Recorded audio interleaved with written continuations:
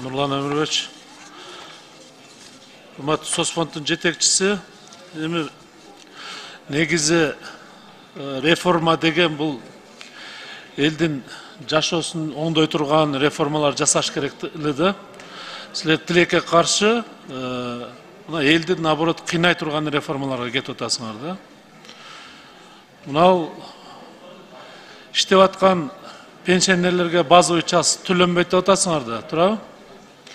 Мына толы райондордан 45 жастан 48 жашқа 3 жылға көтеріп отасыңар. Бұл жылдан жылға ошондо көтеріліп кете берет. Не үчүн ушундай болуп атат? Талабек Насирбекович, саламатсызбы? Бул жерде мо 5-чи сунушубуз бар. Райондук коэффициентте ошол бийик толуу шартта жашап, анан ошол жерден пенсияга чыккан эмелердин коэффициенттери менен чыгышат пенсиягачы.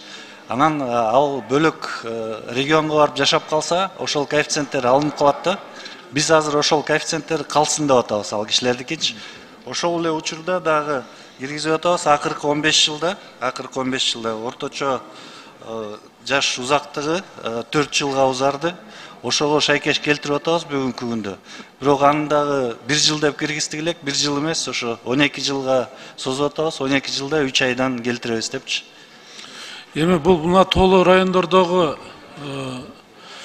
пенсияга чыгыш деп аткан жарандарыбыз, эгер ошол пенсиясы жетиштүү болсо, алар чыгып кетет эле да пенсияга.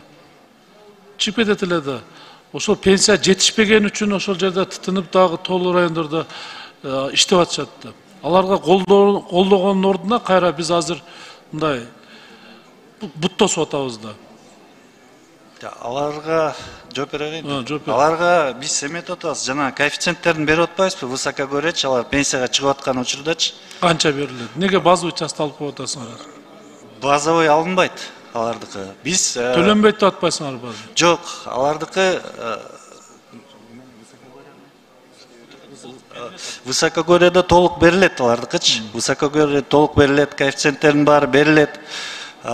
Булар бөлөк райондорго барып жашаган учурда, алынып калат да. Ошону алынбай азыр бул мыйзам күчүнө кирсе, ошол алынбайт. Кайерге барып жашаса дагы ал коэффициенттер калат.